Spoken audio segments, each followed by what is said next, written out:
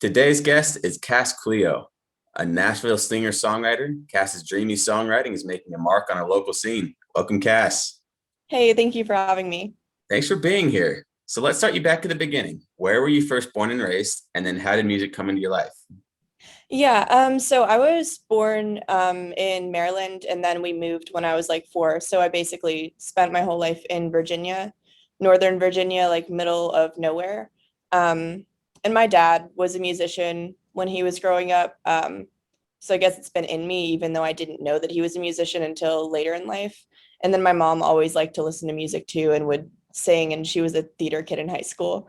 Um, so I guess I was always kind of surrounded by music, and if they weren't playing music or singing, then they were playing music around the house. That's awesome. What kind of Yeah. music were they listening to? My dad listened to like blues and rock, like old blues and rock, and then my mom listened to Celtic Women. I'm not sure if you know what that is, but it's like the Irish CDs in the car. She's very into Irish things. Amazing, actually. Yeah, so very diverse. Yeah. When did you first start getting involved in music yourself? Like, did you start singing, playing an instrument? Yeah, I asked for a guitar when I was 6 years old and never stopped. And they said, you're gonna quit if we give you a guitar. So they finally gave me a guitar when I was 14, when I went to public school and there were like free guitar lessons.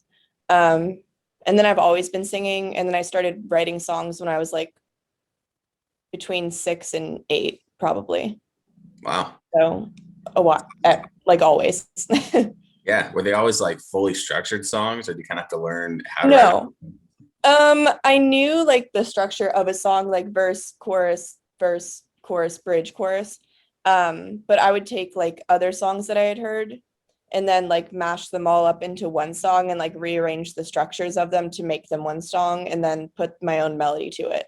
And then from there I would like add stuff to it until eventually I wasn't taking other people's songs and putting them all together and adding my own stuff. It was just my own lyrics. It's so cool. Yeah. Were you performing at all in those early days? No, I actually had horrible stage fright and anxiety, not even just stage fright. Like, even if someone would talk about music with me, I would just start crying from I don't know why. And I had to go to hypnotherapy when I was 16, I think. Oh, wow. And if you don't know what hypnotherapy is, it's like therapy for stage fright, but you're hypnotized basically. And honestly, I don't think it worked. I think what happened was my parents paid so much money for hypnotherapy that I was more afraid of them getting mad that it didn't work, but at me, than than I was of singing in front of people. Wow. That's Yeah. crazy. So did you Yeah. get over that stage fright at that point, or how'd that go for you? Yeah. Once after that, I was like, oh, well, I better sing because they just paid so much money for this. So I better get over it. And I wanted to get over it forever. I just like couldn't. So I think it was more of a placebo effect once I went there. Then I was like, okay, this better work. Yeah. What kind of performances did you start doing, like to get your feet in the water? Um, I didn't start performing until I moved to Nashville, actually, in 2016. And that was just, I was getting invited to writers' rounds and stuff where I don't know if they have those other places, but in Nashville, it's usually like 4 people sitting on a stage and they go around with a guitar and they share their songs and it kind of rotates back and forth. Yeah, that's Yeah. awesome. So tell us a story about Nashville. Like, when did you first decide you wanted to do music? Because I assume that came before you moved out there, right? Yeah, I've always known that I wanted to do music. I just didn't know how at all. And then I went to college in 2014 and then knew as soon as I got there, I knew that I wanted to transfer. It was a tiny school in Virginia and it was horrible. So I knew I wanted to transfer immediately. And I almost went to Flagler in Florida because I had an art scholarship and then realized they didn't have a music program at all. And then I had heard about Belmont and I was like, well, there's Belmont and then there's Berkeley and I'm always cold, and Berkeley's in Boston, so I better move south. It's awesome. So then I transferred out of my old college and then went to Belmont. And I wanted to do songwriting, but that would be an extra year of college because my credits didn't transfer correctly. So I did entertainment industry studies. Interesting. Did you have any experience with Nashville before moving out there, or was that your first time just fresh out? Before I went to college, I just took like a trip to see the school, but that was it. Yeah, Wow. I've just always known that I wanted to move to Nashville. So what were your expectations of Nashville before you moved there? And then how did Nashville meet those expectations, or did it not? Was it just completely different? Um, it was probably better because I realized I really hate cities. And then when I moved here, I realized that it's like a city in the middle, and then the rest of the city surrounding it is just like the cutest thing ever. And you can drive like 5 minutes away, and there are mountains and stuff, which is what I'm used to from back home. Um, so yeah, it was fine once I got here. I had like no friends because I transferred, and then I was like, oh, okay, this is getting better. Yeah, and then I didn't realize, well, I realized so many people would be musicians here, and I was like, thank God they're not all country, because people see Nashville and they're like, everything's so country, it's all country music, but I feel like at least half of the music scene here isn't country at all. So that was good. So it kind of was better than my expectations, and I feel like I've really grown as a musician since moving here, just because you're constantly around music. It's like when you go to a different country and maybe like move to Spain or something, and you aren't very good at Spanish. Once you're immersed in it, then you just kind of learn the language. So it was kind of like that with music when I moved here. That's a good way to put it, actually. Yeah. I like that a lot. So what was your experience like at Belmont? What did you take out of it? Like, what was the biggest lesson you learned, do you think? Um, I hate saying this because I still hate it. Networking. It's so important who you know. I would see all these people who just like knew other people getting things, even I don't want to say that. I do want to say that, even if they weren't that great. They were just like getting all these opportunities because they were so outgoing and they knew so many people and just the connections that they had. So Belmont, everyone says when you go to Belmont, it's more for networking. It's not really for the classes. It's just because you're going to be around more musicians and more people in the music industry. Um, so networking is very important. Knowing people is very important. And then I took so many music business classes. I kind of knew how to market myself from that. Nice. That marketing's super helpful with that, I bet Yeah, too. I hate it, but it's helpful. Absolutely. It's like one of those necessities you kind of need to do as much as musicians don't really want to be the business people as well. Yeah, It's like one of those things that's super important to know. yeah. So when did you first get into like actually taking your songs and recording them or getting them out there? Um, oh, that's a long story. I had wanted to for a while. So like I said, I got to Belmont in 2016. Um, and then I saw on a Belmont group, these people were like, oh, I'm looking to practice mixing and mastering someone's songs. And they also went to Belmont. And I, being dumb, just moving here, had no idea what mixing and mastering meant. I thought that meant they would take my little YouTube covers and make them sound better. That's not what they meant. So I sat down with them, and then I got really serious. And I was like, oh, well, I guess I have original songs that we can record and like put out. And then I went into the studio, and that was my first time in a studio with them. They ended up breaking up because it was a couple, and then like shit hit the fan basically. Um, and everything did not sound great. It was a great experience to know what I was getting myself into, but they were also very, very new at what they were doing, and I would never release it. So Yeah.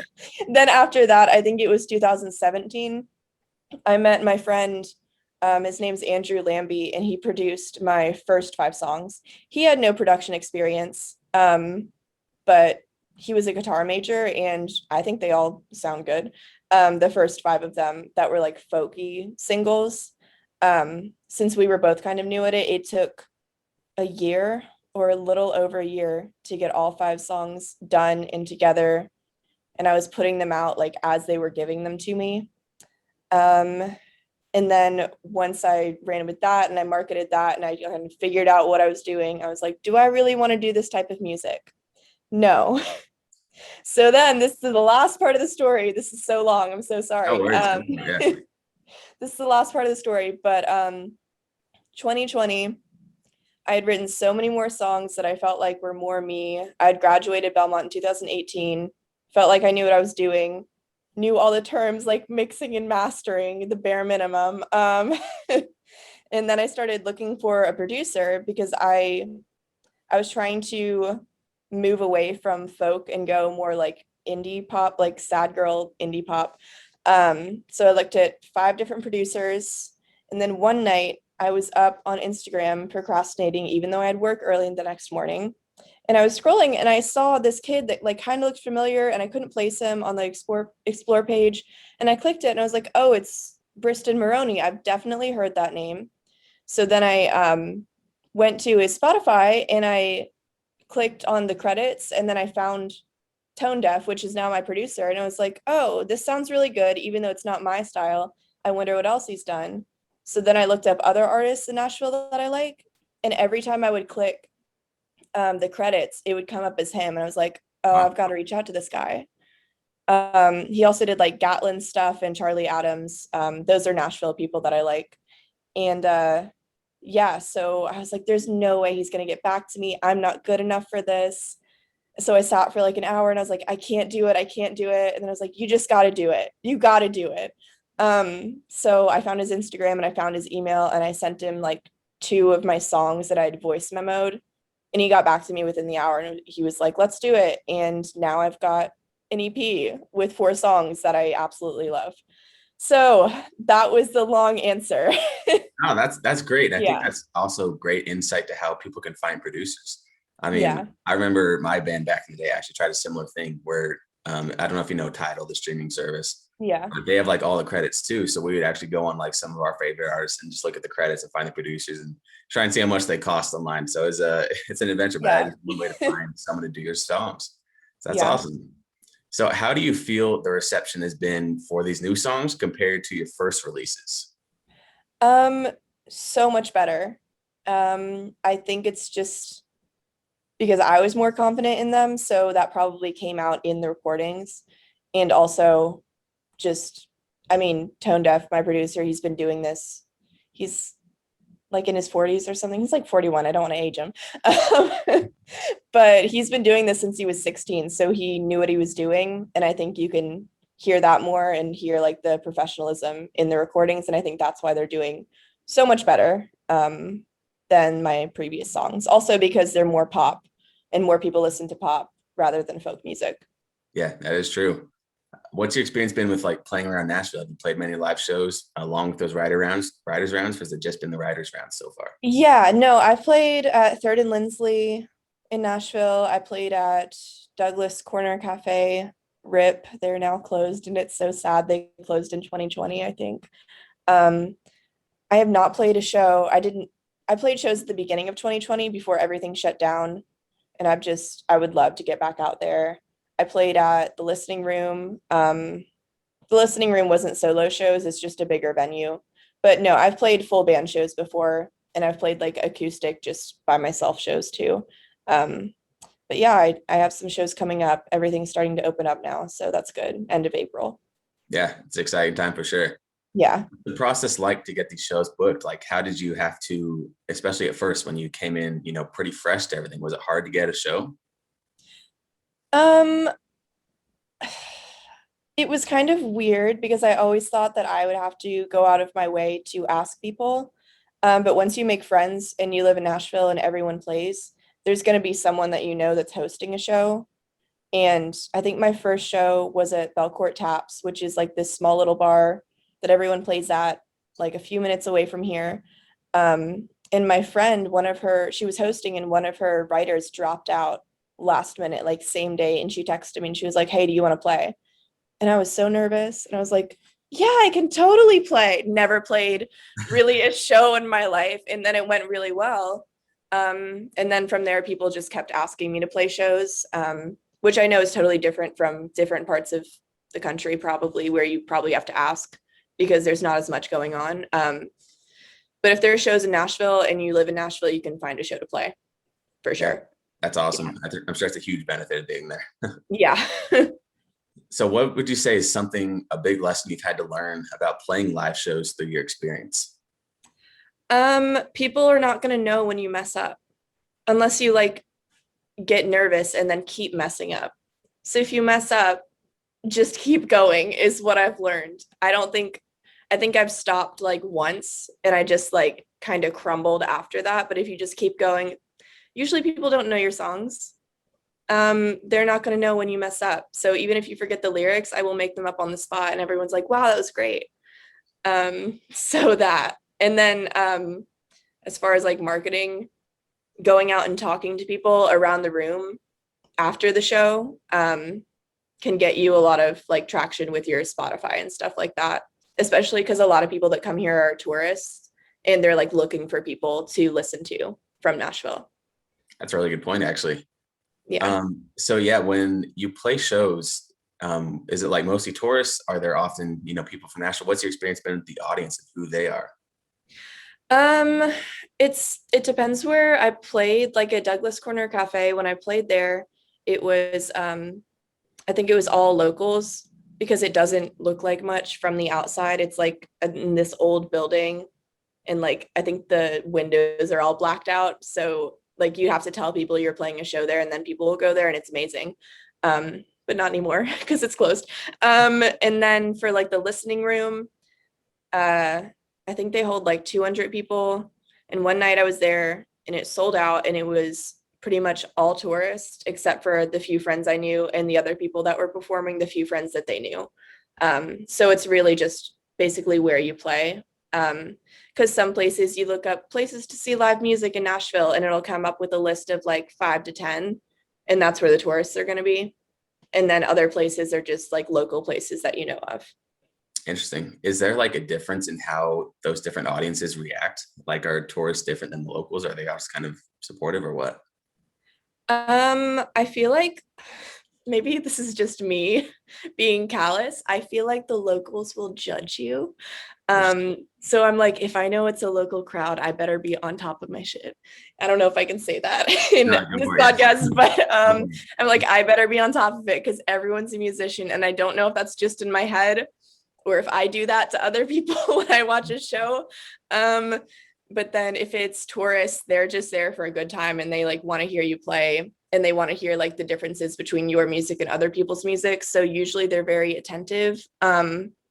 Or if before my like super sad songs, I tell everybody to get another drink and then they'll just be really engaged and like almost crying. So that's my strategy there. But they're usually pretty engaged unless you're going to go play like Broadway or downtown where everyone's just trying to drink and get messed up and just like hear some background noise. Yeah, for sure. And you're just part of the atmosphere there. Yeah. Gotcha. That's good to know. What are you excited for that's coming up? So I did go out to LA and record a second EP just to kind of hold on to Yeah. for, which is really, really hard because I just released my first EP March 12th. So it hasn't even been a month and I'm already talking about the second EP. Wow. My producer called me in October and he was like, oh, like, what do you think of like a second EP? I do this with a lot of my artists and like it's worked out for labels and stuff. Because once you like present your music to labels, like if I presented my first EP to labels, it'd be like, wow, this is so great. What else do you have? And I don't want to go in empty handed. So I was like, yeah, I'll fly out to LA and tickets are so cheap because of COVID. And then we recorded a second EP that I'm holding on to and I really want to release it. But I called him yesterday and he was like, don't you dare release it. I mean, you can, but that'd be the worst idea. So That's I'm a excited for good point that. though. Like the labels look for a Yeah. second EP. Man, is it Yeah. the same producer? Yeah. Yeah. Tone deaf. Yeah, he wants me to hold on to it. It's just so hard. But it'll probably come out in like 2022, late 2021, if I'm lucky. Wow. But I'm excited for that and I'm excited to play shows. And I think I'm going to do some acoustic versions of my first song and then maybe put out some singles in between the two EPs because I've been writing a lot too. That'd be so cool. Are you going to play these new songs that are on the new EP live along the way, or are you going Yes. to hold them off too, like live? No, I'm not going to hold those off. I don't think I could. I think I'm going to play the new songs at the new shows. That'll be exciting. Yeah. What are your future goals for music? Like, what are your long-term goals? Long-term goals. I want to do this as a job. that's pretty much it. I don't care.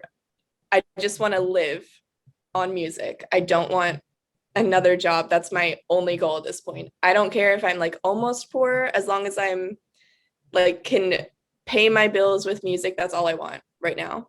I mean, more than that would be absolutely amazing, but let's start small. Yeah, that Yeah. sounds awesome, man. I think you're on your way. I mean, you have a great sound and seems like you're gaining Thanks. traction and have good things coming up with that new EP and all that. So I'm hopeful.